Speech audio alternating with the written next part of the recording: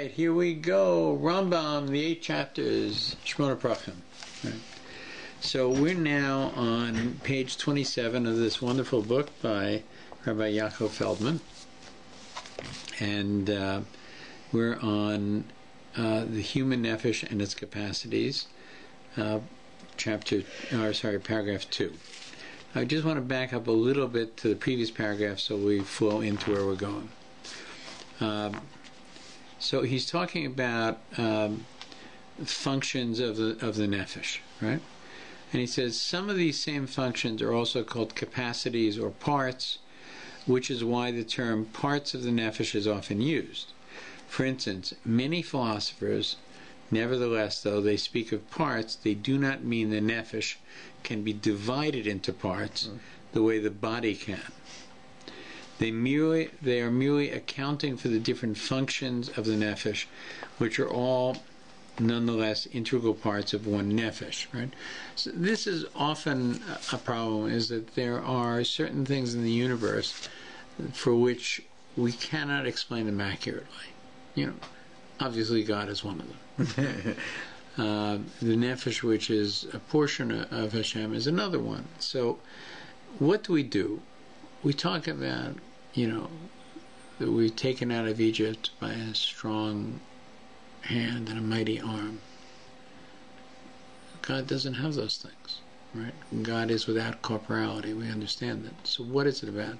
We understand that, as we're going to deal with the nefesh as well, that sometimes we need to speak in the language of men because we're men. We're people. Which means that we don't have words to describe the divisions of something that is indivisible and yet appears to have divisions to us.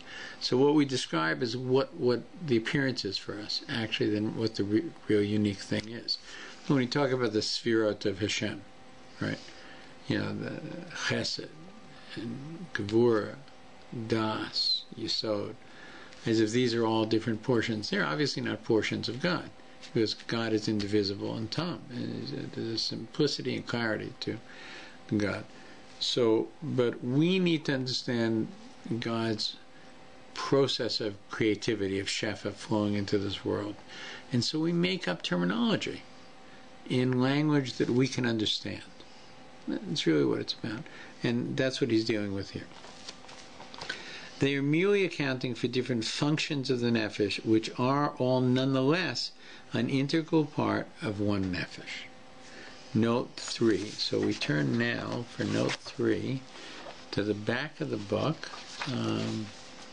which is chapter 1 now. So chapter 1. Note 3. Note 3 is on page 164. 58. 150. I think it's 158. Well, notes chapter 1, human nefesh and capacity 1, 2, 3. Is it? So you're saying it's 164? Yeah. Well, let me. What was the page that you said? 150. No, I was looking at. You're right. Oh, no, that's supplementary. No, I was looking at something that. Okay, so let's look at this, right? Yeah.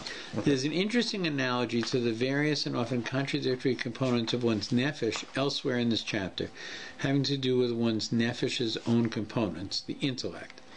It is pointed out at the end of this chapter's 4th section that one's intellect encompasses many different capacities, including the capacity to reason, speculate, acquire knowledge, and differentiate between good and bad actions. And some of those capacities themselves can be broken down into a wealth of sub-capacities listed there. The functions of the intellect, which is just one of the nefesh's components, thus serves to illustrate the nefesh's own multifunctionality.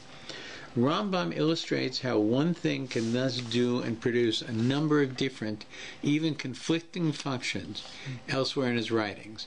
As well, he points out that fire, for example, can melt some things and solidify others, and cook and burn and whiten and blacken yet others. Right? Some things turn into white ash, some things turn into black ash. Some things are, by fire, they become very hard because the liquid is drained out of them, right? Some of them are softened by heat, right? So these are all different qualities that come from the same thing.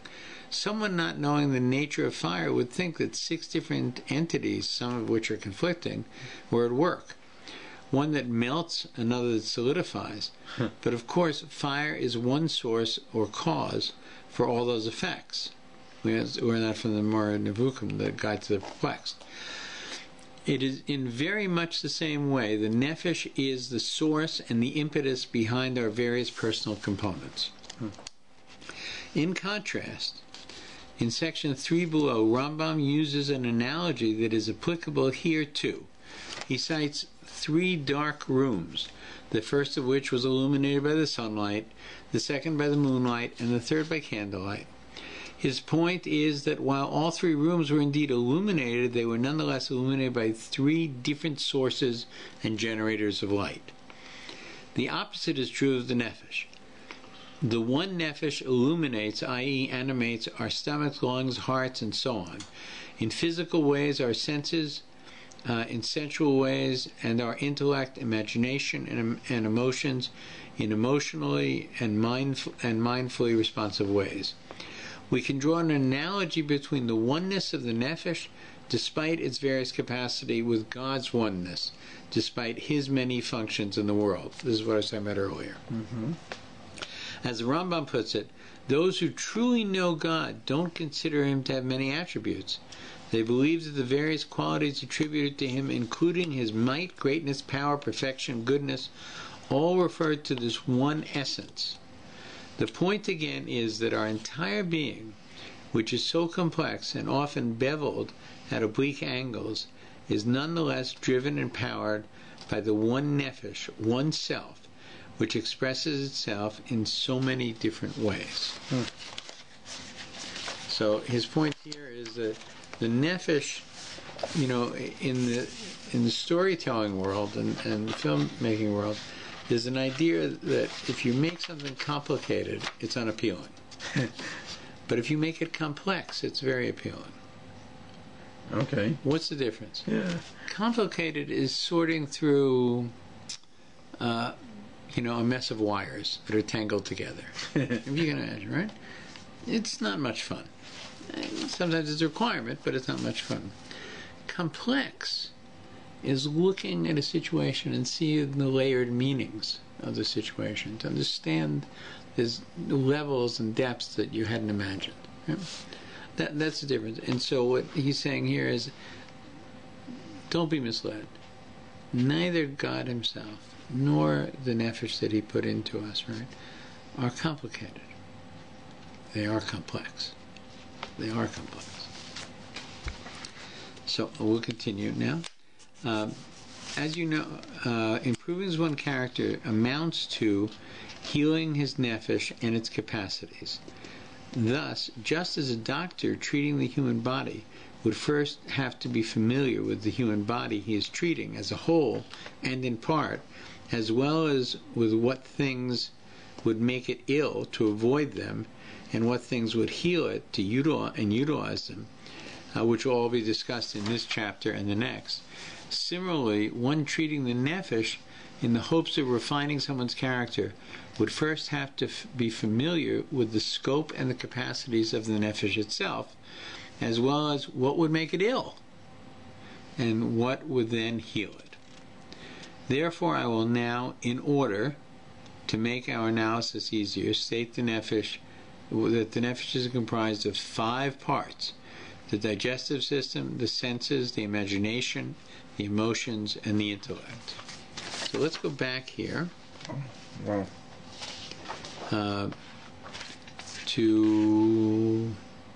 Did we talk about the healing parts of the healing his nefesh and its capacities? Apparently, the idea that self-improvement is connected to character improvement is axiomatic.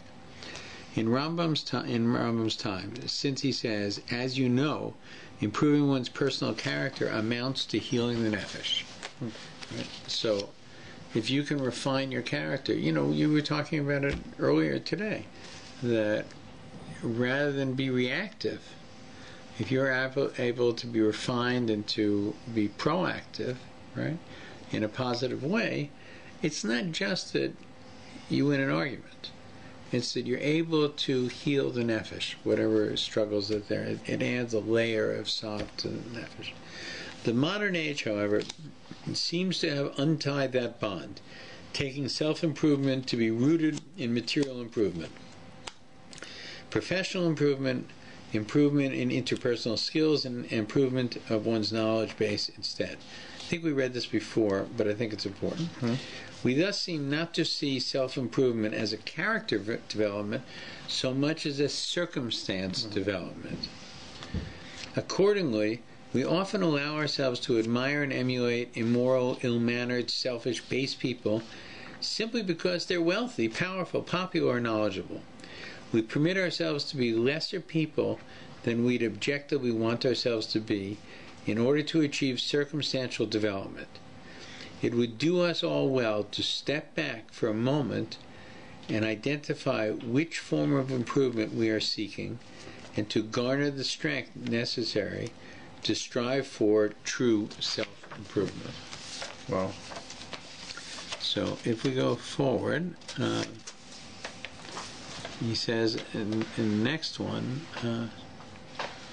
under the point, similarly, anyone treating the nefesh in the hopes of refining someone's character would first have to be familiar with the scope and the capacities of the nefesh.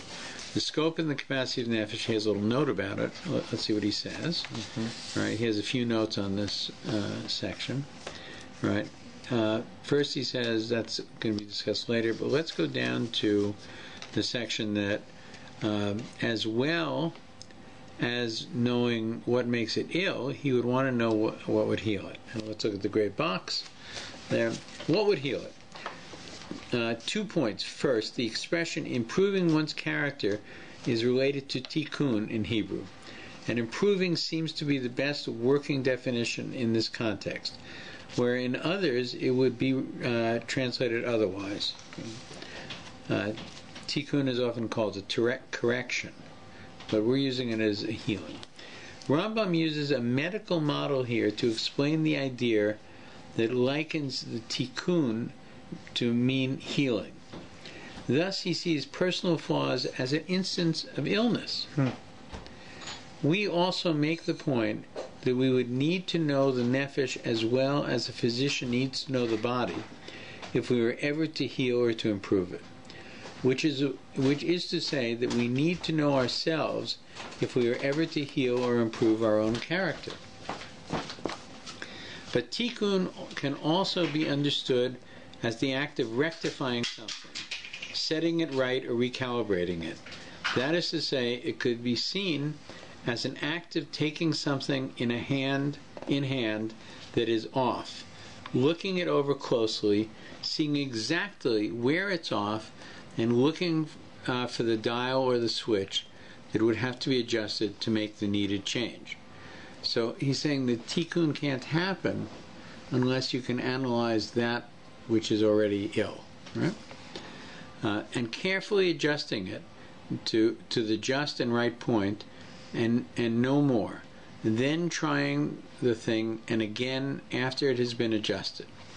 In a sense, this is what is required of us if we are ever to improve our beings. We have to know just what's off and just what dial to twist or turn if we're ever to repair our own character. But how in the world do we do that? By first studying ourselves, our nefesh in full, and then applying that knowledge to the task at hand. And we will see in chapter 4 most especially. That's neat.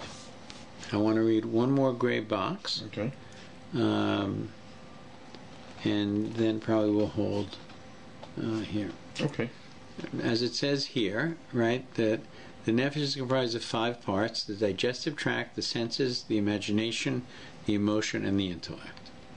This paragraph calls for some explanation because the terms Rambam uses aren't the ones we would use in modernity for the same process. First of all, Rambam's term for what we refer to here as the digestive system is the nutritive component. It actually includes growth and reproduction, which the ancients lumped together with digestion. We translated the sentient component, as he put it, and all senses as all senses. We termed his so-called imaginative component the imagination, but we could have called it the intuitive mind, or the subconscious, as well. But all will prove to be a problem, as we'll see. His stimulative component became the emotions, and his intellectual component became the intellect. Mm-hmm.